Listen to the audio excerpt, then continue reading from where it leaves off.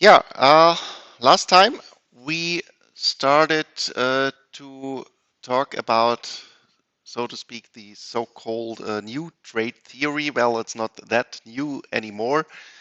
It's about 50 years old, but it is not the so-called classical theory developed in the 19th century and in the beginning of the 20th century, but then it was the new so-called new explanations of international trade after World War II in the 60s, in the 70s.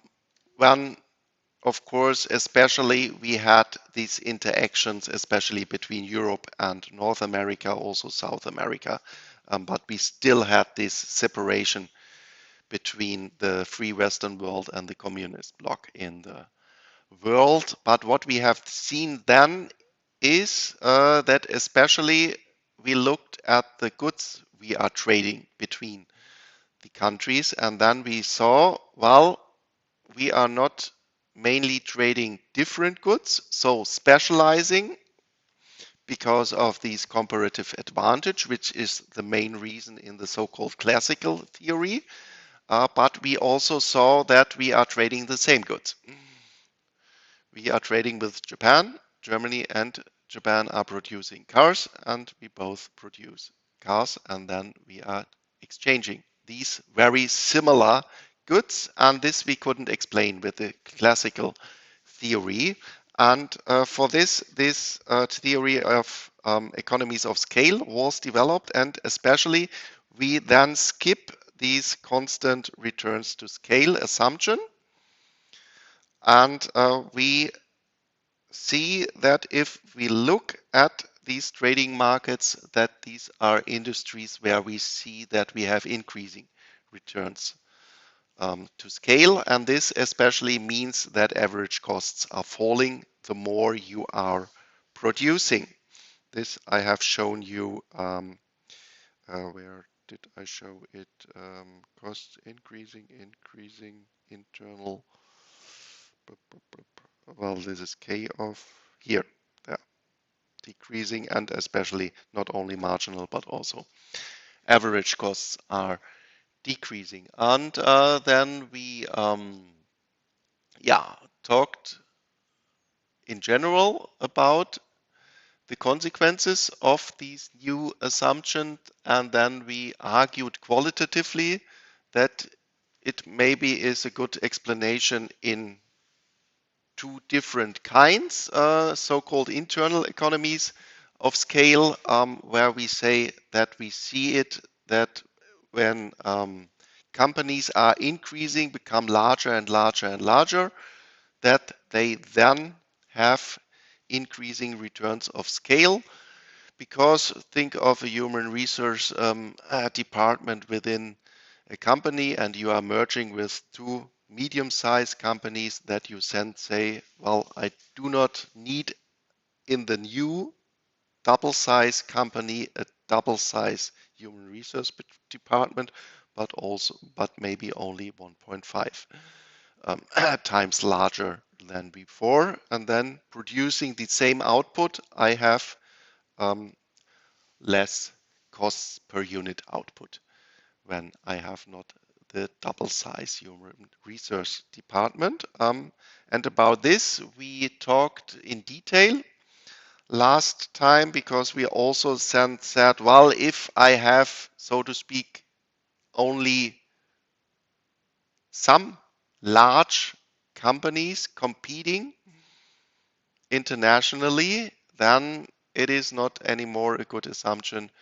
that I assume perfect competition, but that I then model this with so-called monopolistic competition.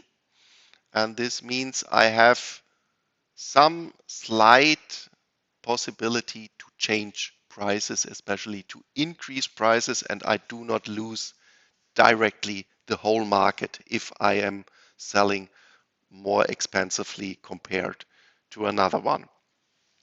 And then we had, I think, I will just talk about this last picture. I showed you last week that we have derived this so-called PP curve and CC curve. and under outer key we would have this intersection between these two curves that we have then an equilibrium price and, so to speak, an equilibrium number of companies. And this means then an equilibrium number of diversified products. Let's take again the automotive sector. In Germany, we have VW, we have Mercedes-Benz, we have BMW, also Opel and Ford, so to speak, 5 large automotive companies competing within Germany under monopolistic competition. So to speak, we have 5 different medium-sized cars I can select as a consumer. And then if I open my market, let's take this example, Germany and Japan, two markets which are more or less have the same size, 8 million people, 120 million people. Now we have 100 million people as a whole market. And we have in Japan Toyota, Mitsubishi, Suzuki, and so on. So also 3, 4, 5 car manufacturers. And what then happens is everybody is now producing for this larger market of 200 million consumers.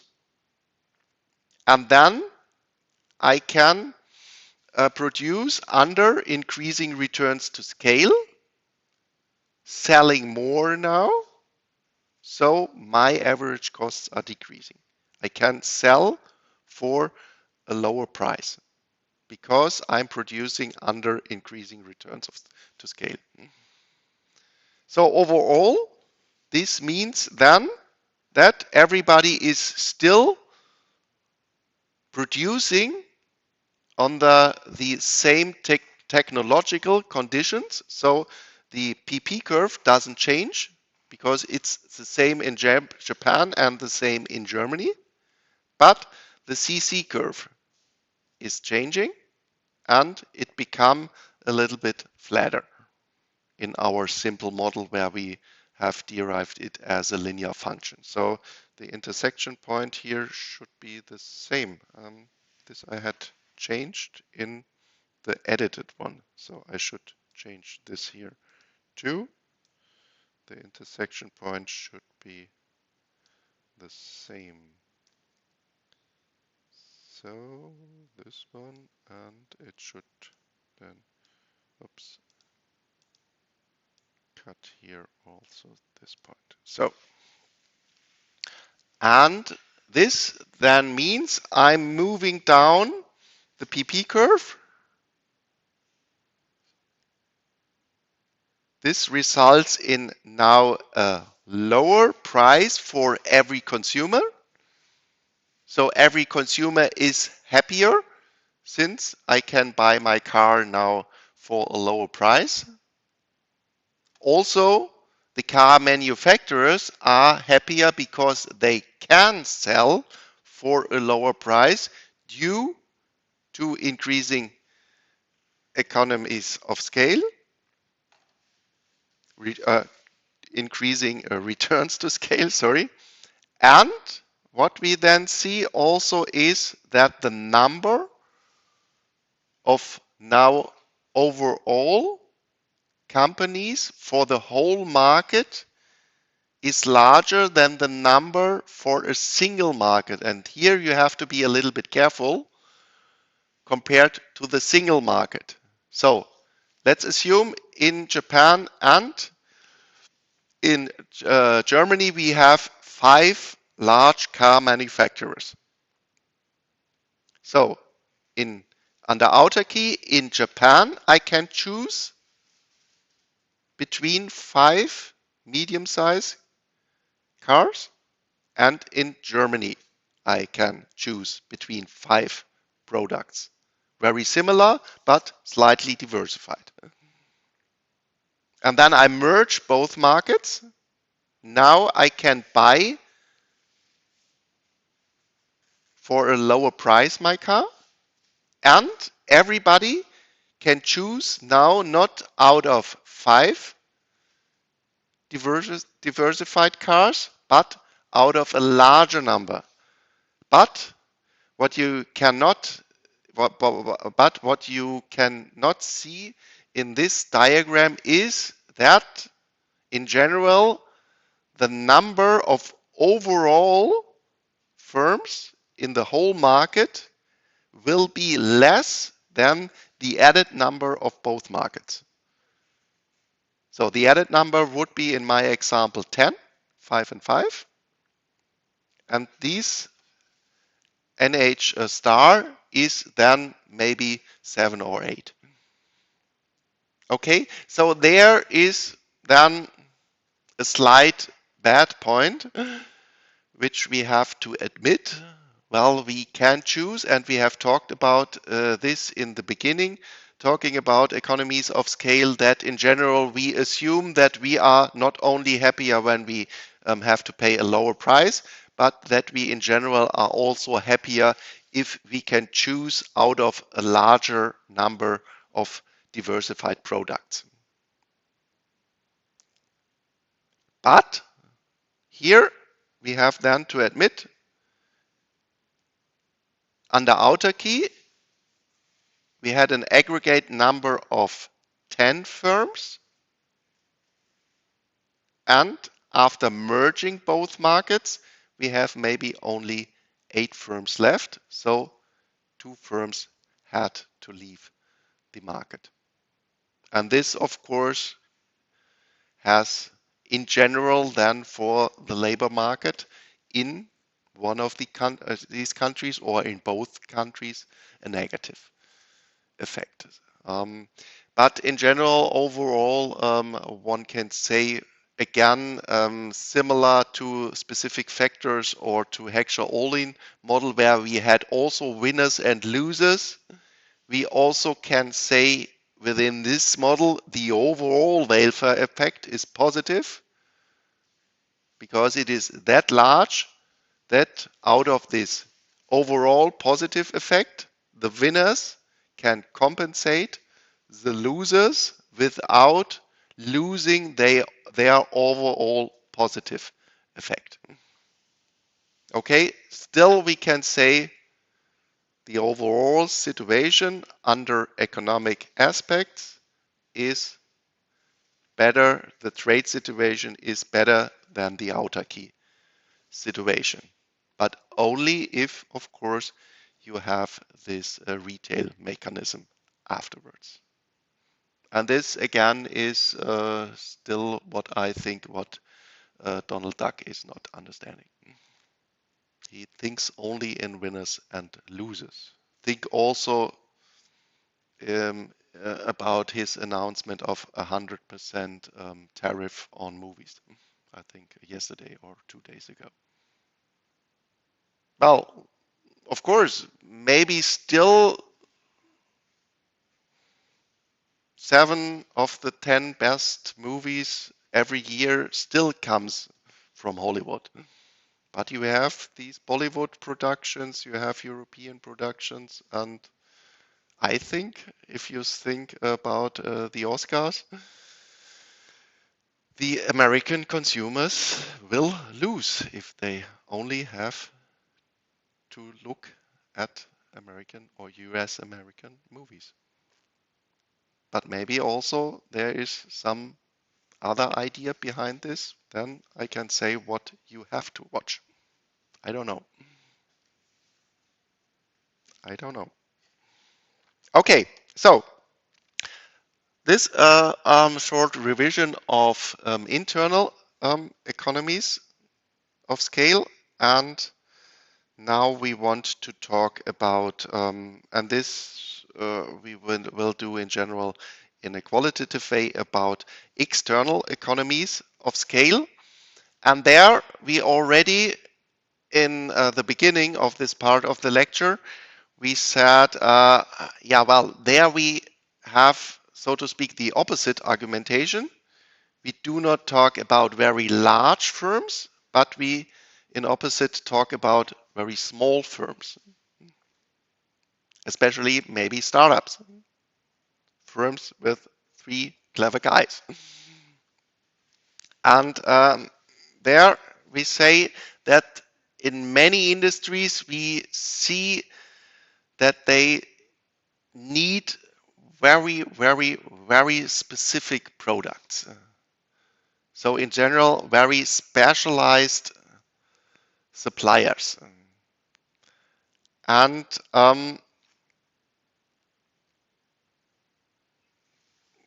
for manufacturing some, I don't know, laser technology or something, and you want in the medical sector, uh, you want really cut something really precise, and therefore for this you need a very special laser.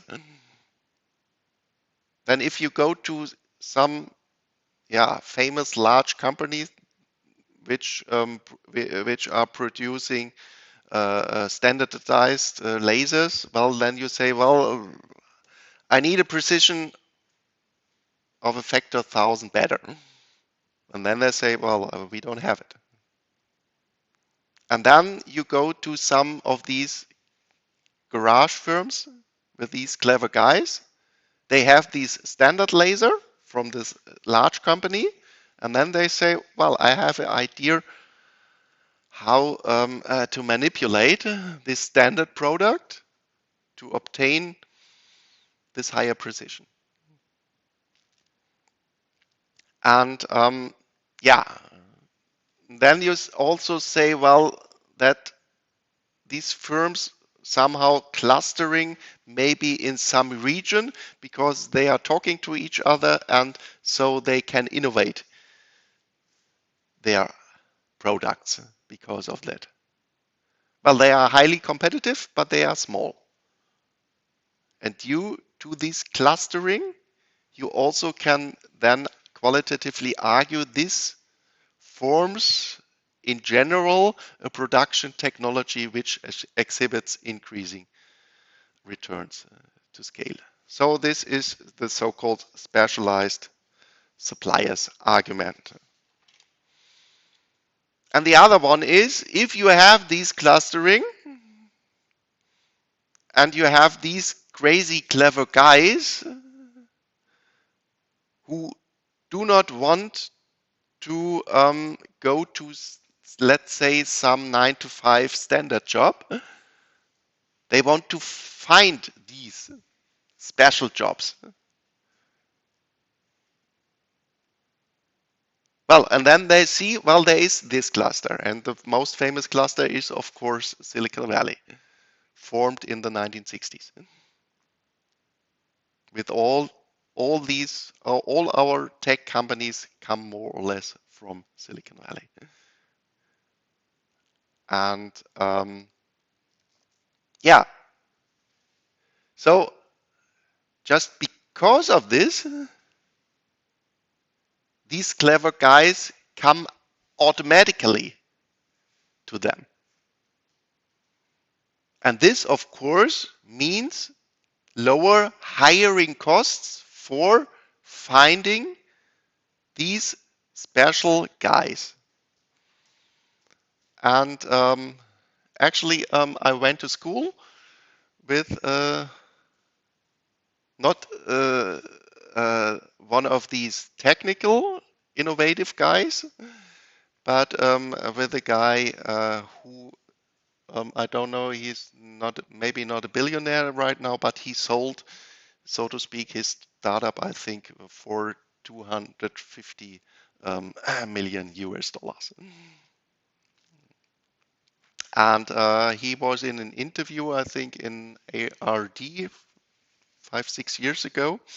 And then he said, and he's living in Silicon Valley, and he's the founder of or co-founder of Shopkick, if you look at internet. And yeah, well, and he said then, well, in order to in order to be successful with my startup, or not with the startup, but with my company, and now I'm somehow a little bit successful, but that really my now medium-sized firm goes up like a rocket to become Google or something like this. And 250 million bucks is not that. It's okay, I think. And and he said, well, we have to find these outliers. So these very special guys which just invent a mouse, which just have the idea, well, just only taking the fingers, this takes too long, or inventing a touch screen or whatever. You have to find these outliers. Well, and this is the argument for this, that you can, yeah, increase the probability of finding these outliers, these clever guys, when you have these clustering. And this, of course, then means that you have a technology in producing with increasing economies of scale. So, of course, in general, then the likelihood of labor shortages is reduced. And of course, on the other way, the risk of not finding a job of these guys is also decreasing. So somehow a self-fulfilling prophecy, something like this. And the last one, oops, where is it?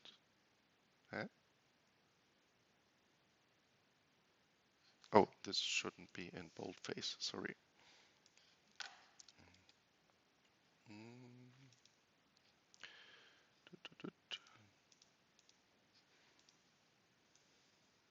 Only this one. Knowledge externalities. And this is, as I meant already in the specialized suppliers. Of course, these arguments depend on each other. This is, so to speak, my coffee argument.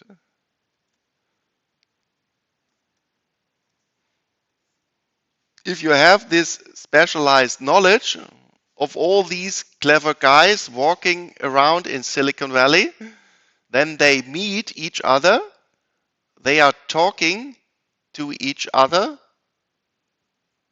and just by talking to each other, they invent new ideas, or the probability to invent new ideas will be higher. And actually, in macroeconomic models, we are modeling an innovation process. So how much should I invest into how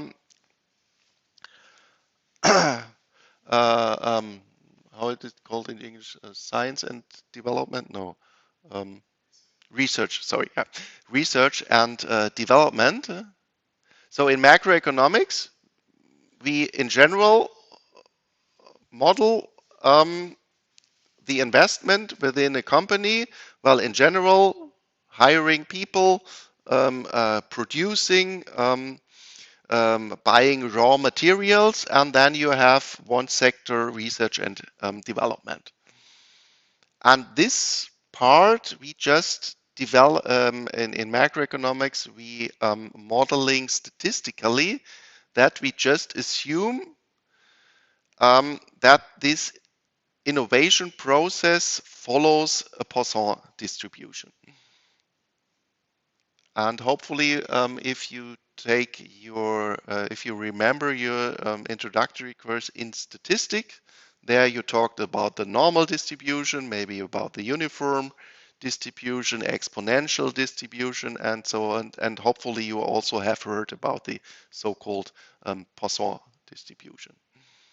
Because Poisson distribution is a distribution which you use when you have very rare events. The classical example is you are driving to the track of a train, and then the border is down. Well, what is and you know, in general per day 5 trains are passing these track. So what is the probability that if you stochastically driving the street, crossing this track, what is the probability that you have to stop? And compared to 24 hours, 5 trains who are passing is a very rare event. And so to speak, also that you have to stop is also a very rare event. Well, and the Poisson distribution then, of course, depends on 2 parameters. And one is, so to speak, the probability that this event happens. And yeah, this knowledge externalities then will increase in this modeling the parameter lambda of the Poisson distribution. Well, and if this probability is increasing, of course, then this is also an argumentation that in general, this sector is producing under increasing returns to scale. So these spillover effects occur again in these geographical clusters. Okay, to summarize this, that a country with such sectors have then low production costs.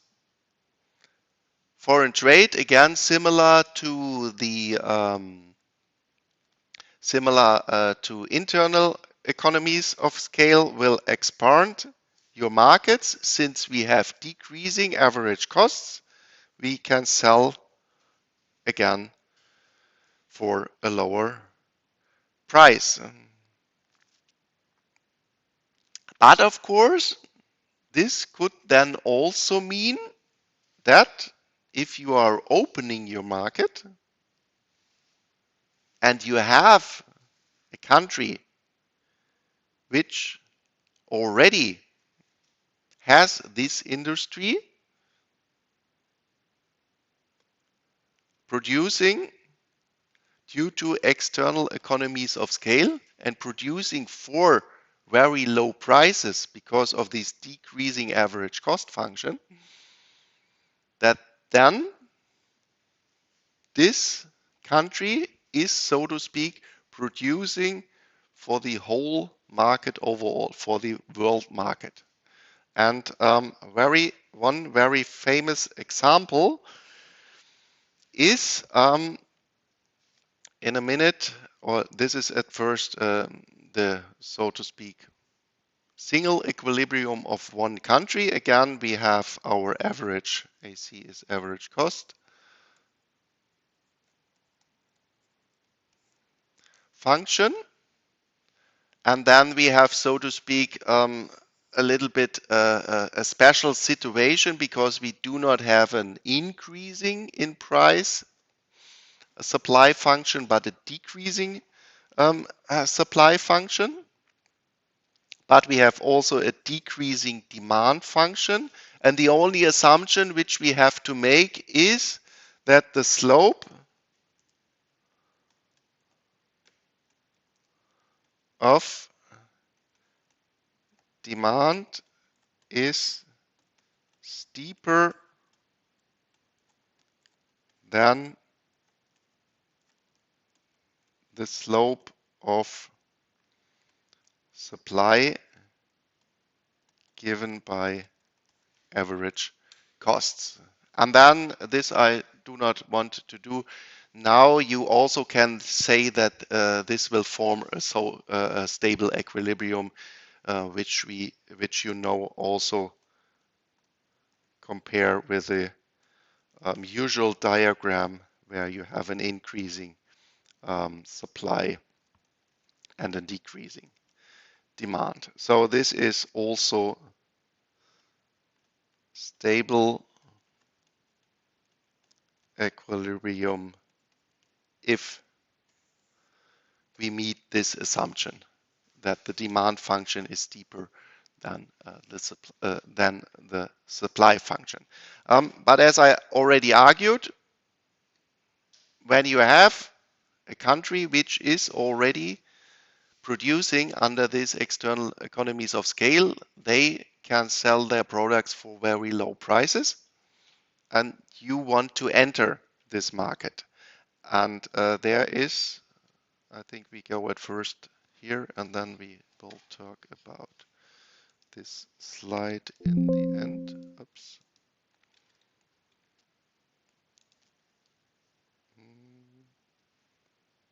Okay. And one very famous example, which is more or less still true, is if you look at the market of watches.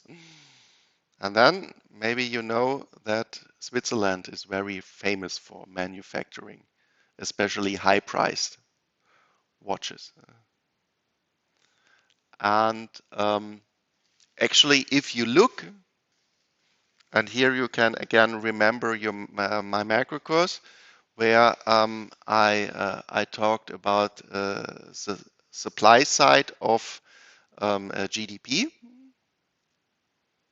and the watches sector in Switzerland, I think, still has a size of roughly 5% of Swiss GDP. So quite a number. So, and then we can think of, is it okay? I think I should change.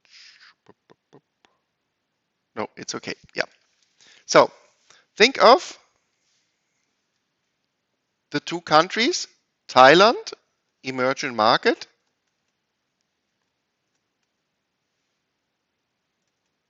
maybe we are now around 2004 or something like this, start of globalization, and we have Switzerland, a very established manufacturer in watches, high quality and external economies of scale, so low prices and, so to speak,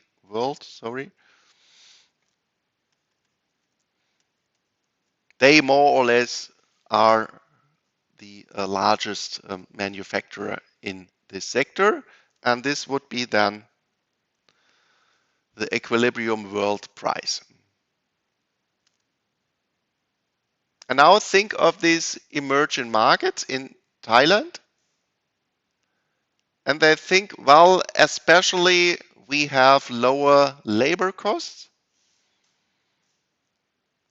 Well, a good watch is not a very simple product, so they do not have this industry in their country. And then this country thinks of, well, let's also start to produce within this sector. And they also see, well, if we start in this sector, we also can produce under external economies of scale, similar to Switzerland. But since they have to start their industry, they will start with relatively high average costs. And now we can think of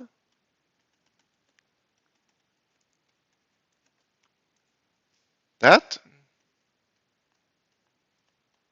Assume average costs of, so to speak, 0 of starting the sector is, larger than the world market price determined by the main producer, Switzerland.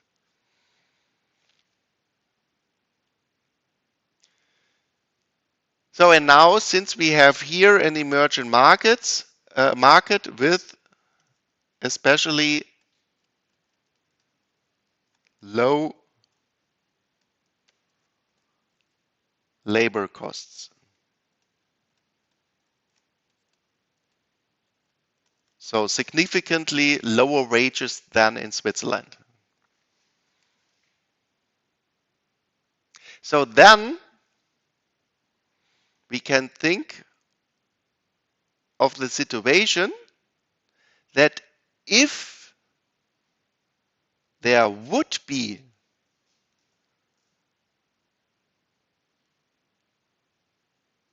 a watches industry in Thailand and they would produce under external economies of scale, so decreasing average costs, that their equilibrium price would be lower than the equilibrium price determined by the production in Switzerland. Also, assume that if Thailand would hypothetically produce watches under external economies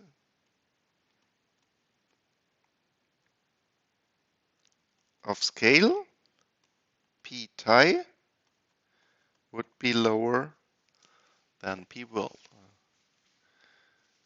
So if they can start their production, they in the end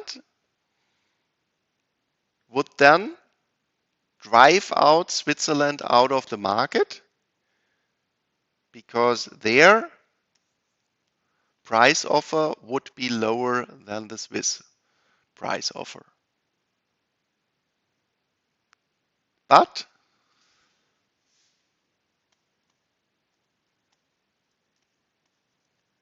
this cannot happen because at the starting point, Thailand is with AC of 0 larger than PW too expensive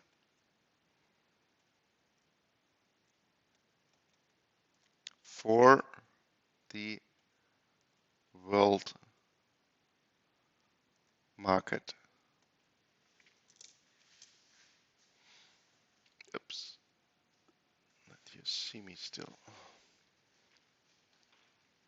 And I don't know, I have to open the chat.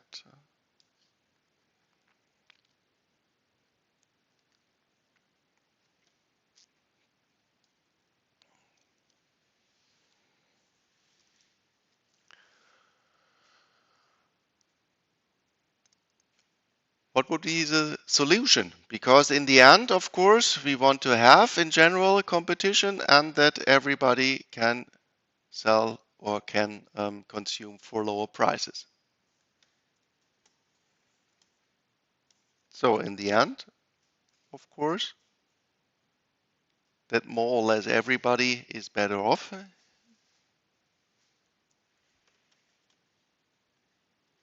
How do we come to this lower price equilibrium? In solution, question mark, in order to come to the lower price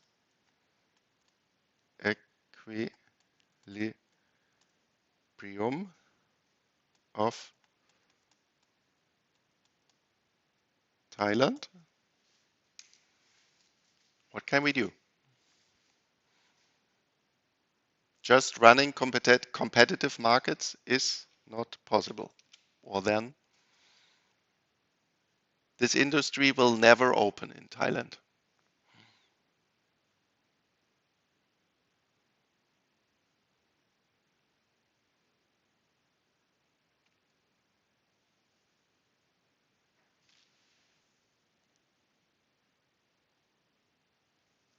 Is anybody an idea? Pardon? Well, we already have a lower world price than the, so to speak, high starting costs in Thailand. So lowering this price even more, then it would be even more difficult for the producers, for possible producers in Thailand.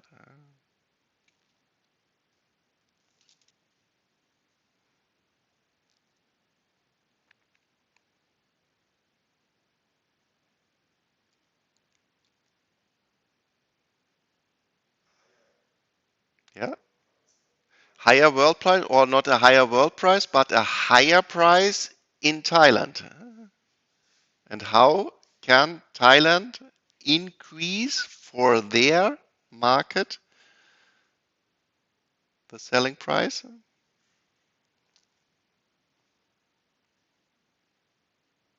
About this we have talked last week and the former last week. What can we do?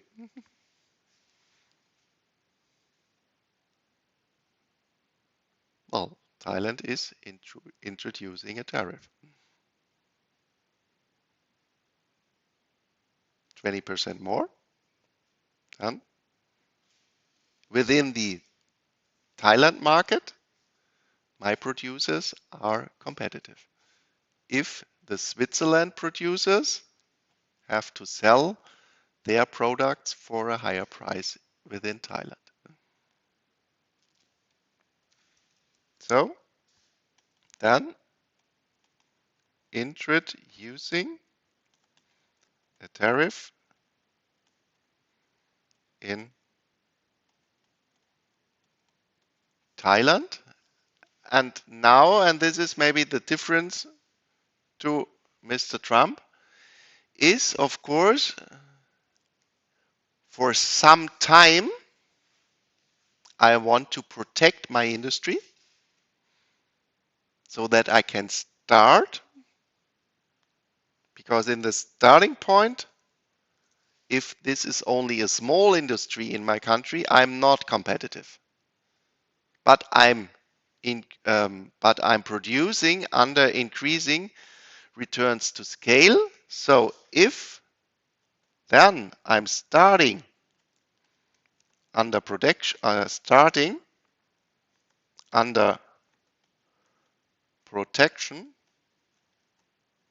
with a tariff, then under this protection, my industry is growing. And when I'm large enough, when I have this size, then I can open my market, because then I'm competitive compared to the free world market. So this is then a reason for time dependent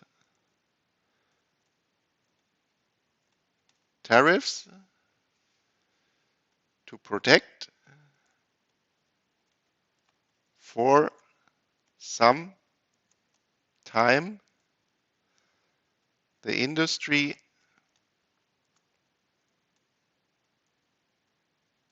until it is competitive.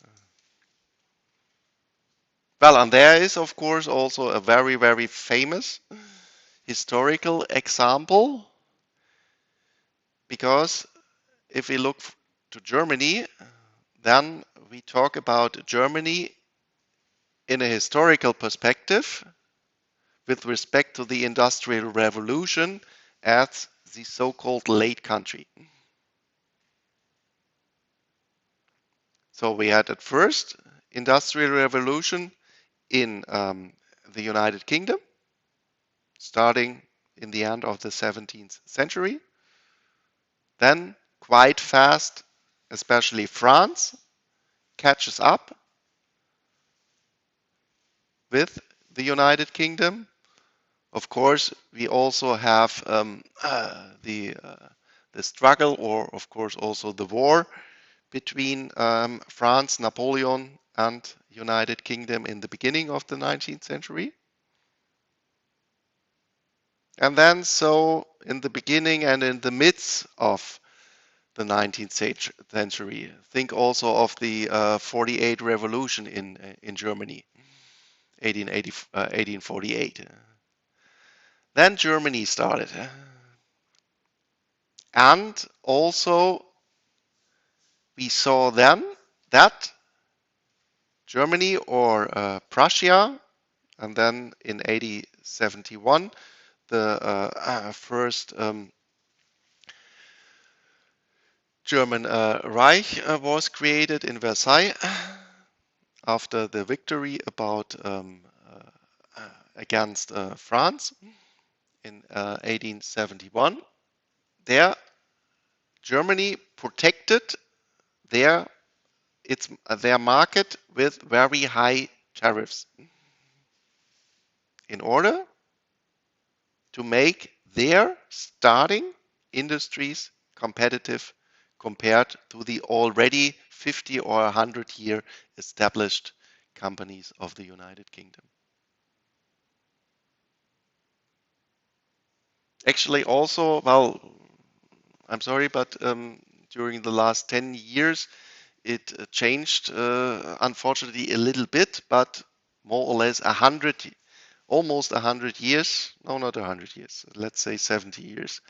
The statement "made in Germany" was a sign for quality in the world. Product made in Germany, good. Do you know where this statement comes from? Because it was already at the starting point just an English statement, made in Germany. And also we as German producers said not gefertigt in Deutschland, but we put on our products made in Germany, in English, in another language. Well, in the beginning, in the 19th century, we did the same as China has done many years in the start of the globalization, the beginning of the 2000s, of the new millennium. We just copied the products or the manufacturing processes of the established firms of UK. And then we went to the world market, or so to speak, in the 19th century, to the whole European market.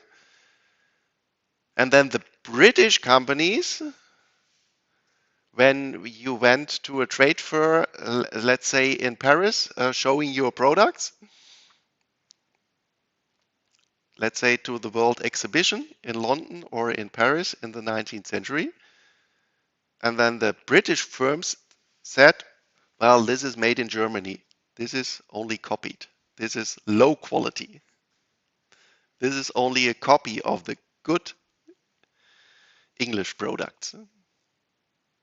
Well, and we, increasing returns to scale, we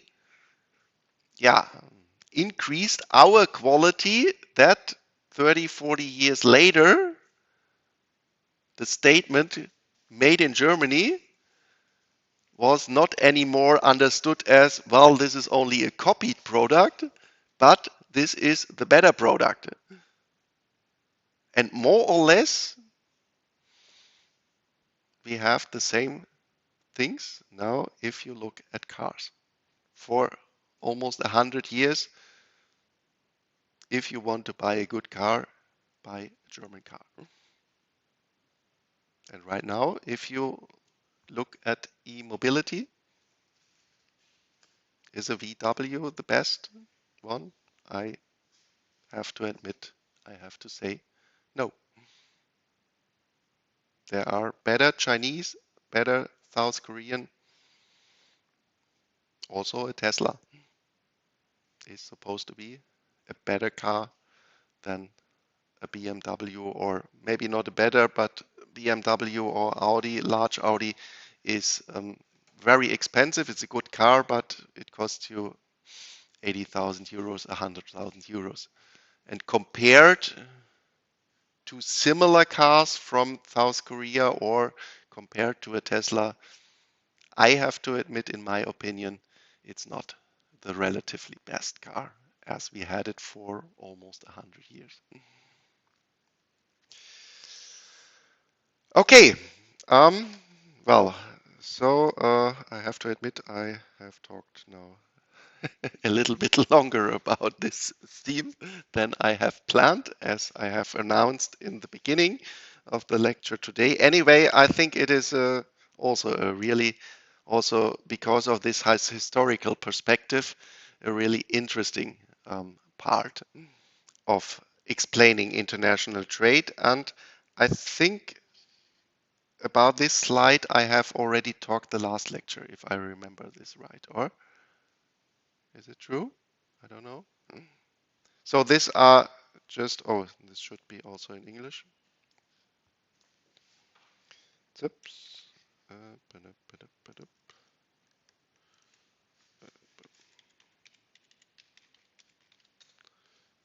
a very lazy guy. Zip, zip, zip. This I have showed you already, or? Why is he not copying this? No, no, no. Copying.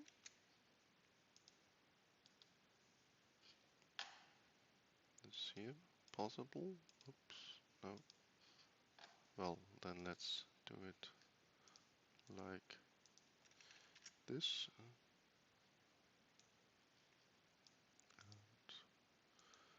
Let's cut this and put this in here. Zip. Yeah, so where do we find these clustering? I have already talked about. Financial sector, New York, of course, and also Frankfurt. There you have this clustering. Although they could produce very decentralized because everything is digitalized. But you find a really geographical clustering of many, many banks just in New York or just for Europe, in Frankfurt or also in London. But after the Brexit, many firms went to Frankfurt afterwards. Of course, Silicon Valley. I talked about the film industry, Hollywood, Bollywood in India, and this historical example, you can click on this Musicon Valley. These are two little villages just at the border of Czechia and Germany in the Erzgebirge. And this is called the Musicon Valley. And there you find 100 medium-sized firms which has produced many instruments for the European market until, of course, World War II, and then everything crashed. Okay, so we find these clustering. of course, because always you have, if you have an idea, if you have a theory, then you have to check this theory with the reality. Do we find this? And of course, we find this, and in general, this is in general a starting point for economic geographic analysis. Maybe you are interested in your bachelor thesis in something of this. There you find really very interesting examples, like this musical valley. Yeah, of course, we had also here this explanation that in this external economies of scale part, we also could say, well, there is some argument, at least for time-dependent tariffs, and also these external economies of scale are an explanation for path-dependent developments. Oh, here's something missing. I don't know. External play an important role. Countries. I don't know. So I cut this. What I wanted to write down here.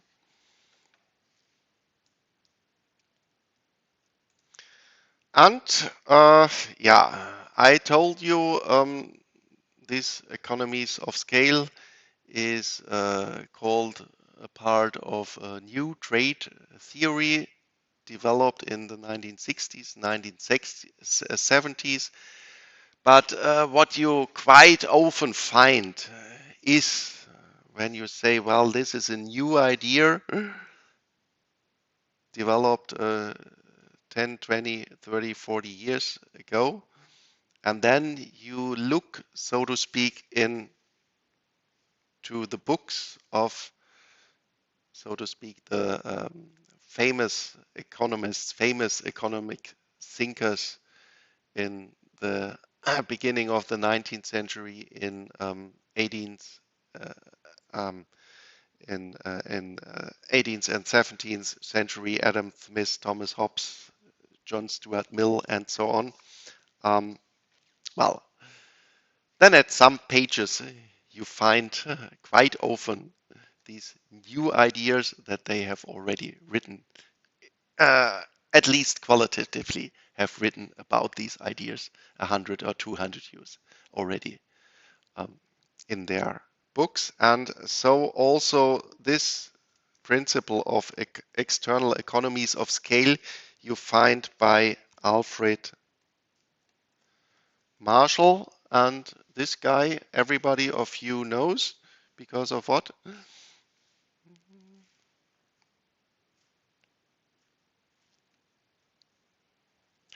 This is um, the Marshallian demand function.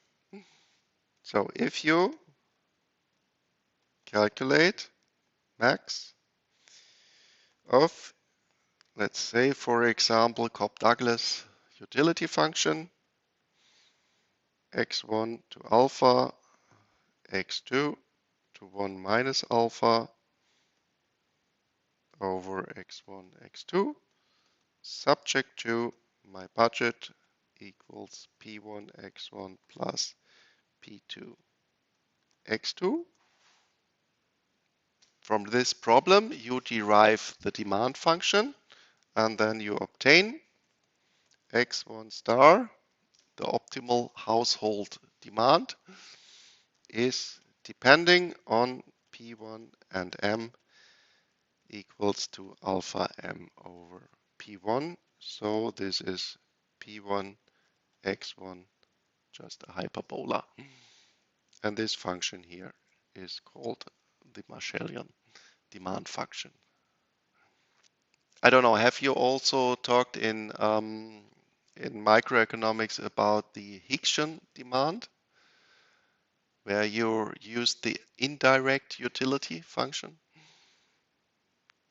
maybe not. Okay, but about this you have talked.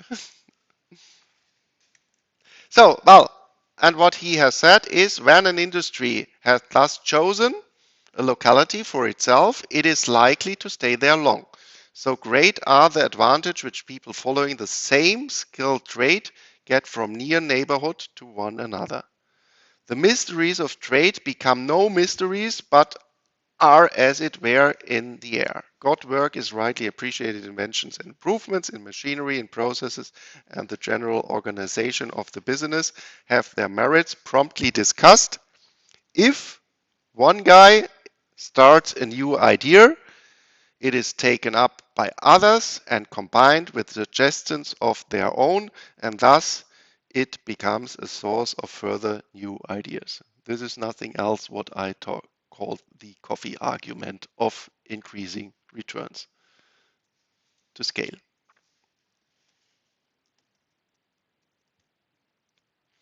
Coffee argument. Clever people sitting together, drinking coffee, producing new clever ideas. And we have to test it in reality. This is, I haven't found new numbers. I have to do it, but it hasn't changed that much. Of course, we have some change because the international trade is stagnating. But I do not think that it really changed in the decomposition of goods. International trade didn't increase that much anymore the last 4 years, but here we look at the decomposition, and yeah, what we then see is that actually the inter-industry trade, which we explain due to comparative advantage, we are exchanging different goods, is overall lower than the intra-industry trade, where we are exchanging the same or similar goods. And for explaining this, we have talked about economies of scale. And for this, it was invented the so-called Grubel-Lloyd index. And this is calculated that you just take the difference between exports and imports, dividing within some sector, dividing by the overall trade, and you take 1 minus this number. And of course, what does this mean if you look at some sector, so to speak, or for example, the automotive sector, or let's say here, chemical industry. Germany, USA. We are exporting to the United States 250 billion euros, and we are importing for 170. So it's not the same, but relatively to the overall, which is 350, 420. The difference of these two numbers is roughly 80. So 80 divided by 420 is roughly 0.2. So then this number here is small relatively to the overall trade, or even zero if the imports matches the exports. So if within a sector the Grubel-Lloyd index is in the neighborhood of 1, then we can say that the intra-industry trade dominates the inter-industry trade. And here, these are, yeah, so to speak, which you find at the WTO WTO, the World Trade Organization, the general differentiation in the different sectors of industry production, and then you see in almost every part we find at least a global Lloyd index larger than 0.5, and in the most parts of the trade between Germany and the United States, it is in the neighborhood of 1. So, and this we cannot explain with classical international trade theory. Okay, only 7 minutes left. I'm sorry. But maybe the first 2 or 3 diagrams we want to talk about, because I want to talk with you about the long-term picture. Where do we come from looking at international trade? And so here I start with German reunification. Why did I choose this starting point? Well, this is maybe, so to speak, the starting point of global trade, or the possible, or let's say not the starting point of global trade, but so to speak, the starting point of possible global trade. Because until more or less, well, we had in 1985 Mikhail Gorbachev with his glasnost policy, so a slight opening of the Soviet Union, but then with the fall of the Berlin Wall, of course, everything opens in the world, more or less. And then what you see here is taking these more than 30 years and looking at the development, yellow line, of world production. So to speak, this is the world GDP. And we are looking relatively to the world trade development. And what we then see is, with the first view, that the gray line is, so to speak, flatter than the yellow line. But this is not the whole story, and there you always have to be a little bit careful, because what we see is here we're starting with roughly 5,000 and end up here with almost 30,000. So times 6, and here we start with 25,000 in world production, and we end up after 30 years with 100,000. So only times 4 over these years. And therefore I did just an exponential fit. So exponential is geometric growth. We talked a lot about this in macroeconomics. And calculating this fit then means that over these 30 years, we had roughly 4.8% per year growth of world production, compared to 6.3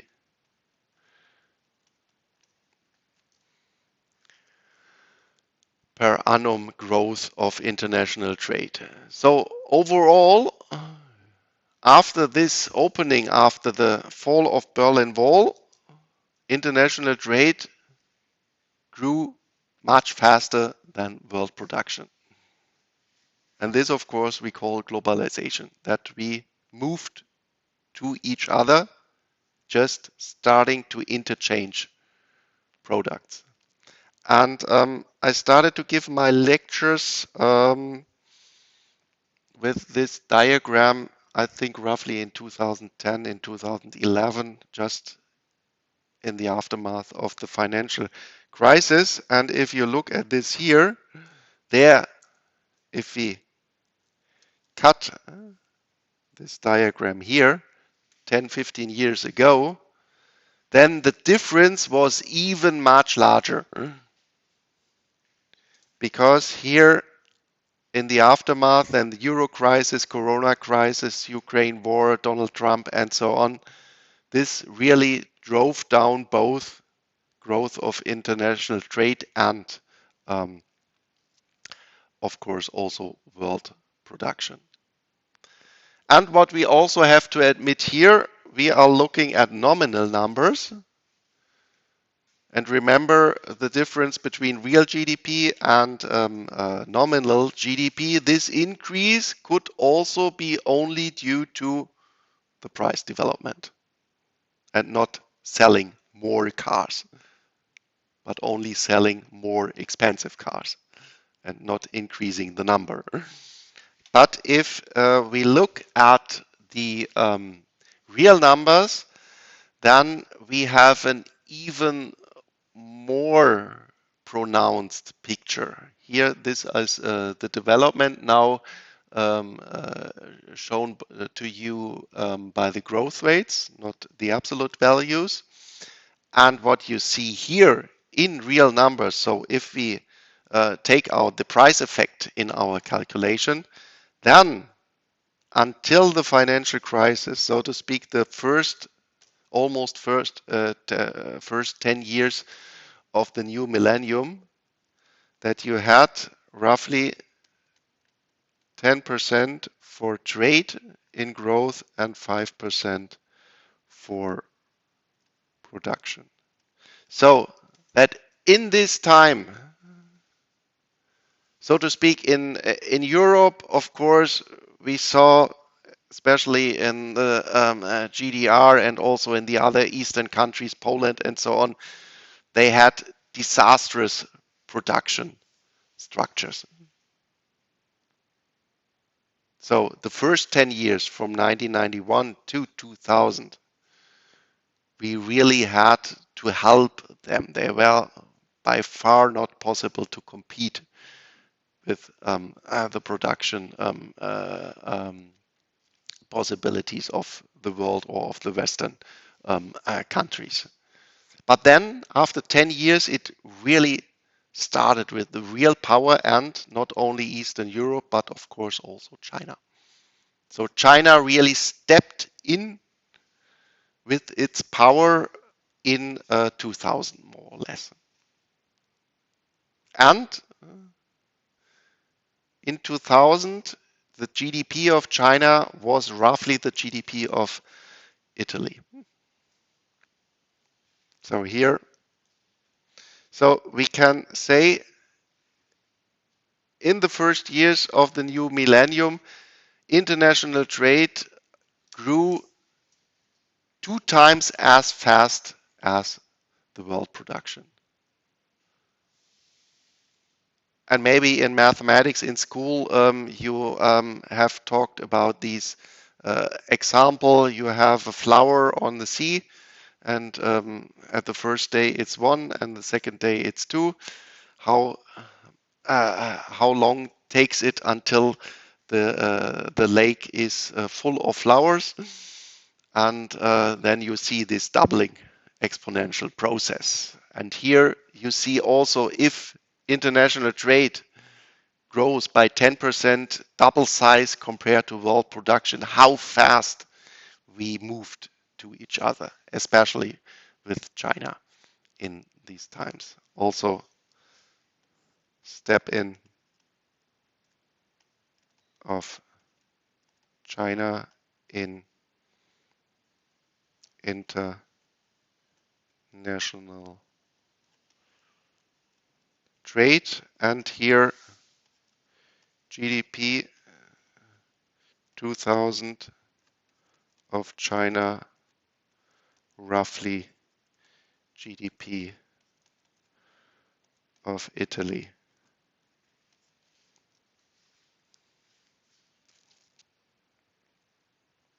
After financial crisis, well, here this is just the turmoil of the financial crisis. What do you think in 2010 GDP of China?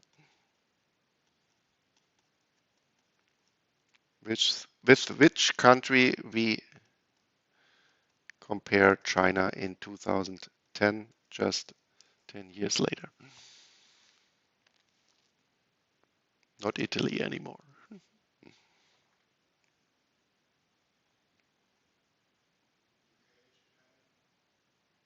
Japan, yeah, Japan is good because why? Because of what? Why? Because why? In this time, Japan was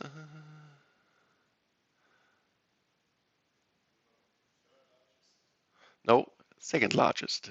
We only overtook Japan, I think, 2 years ago because of a currency effect. Because the yen devalued relatively to the US dollar, while the euro was more or less stable. And this was the reason that we are now have overtaken Japan.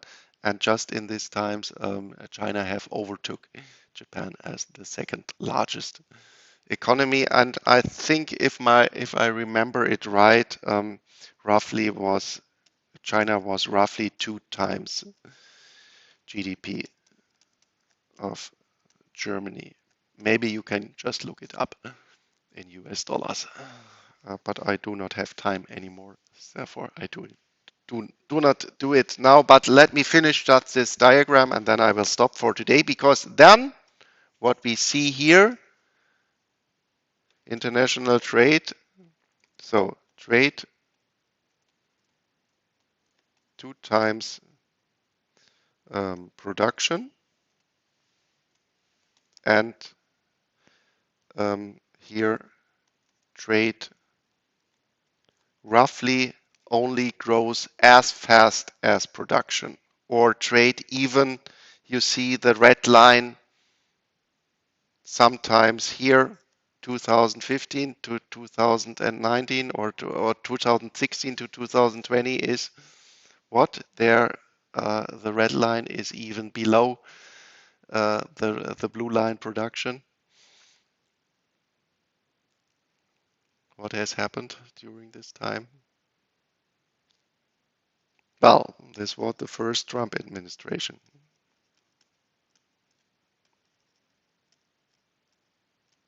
So trade roughly production and this we still have and now we have this announcement of increasing massively worldwide the tariffs of the United States. Well, we have this layoff of 90 days until July, but we will see what happens. We have already the 100% announcement in the movie sector that I don't know, maybe this will be, or even that the world production is also going down. So, very, very interesting. Overtime 5 minutes. I'm sorry for this. We will then go on next week, then 4 hours on Thursday. And yeah, thank you very much for today.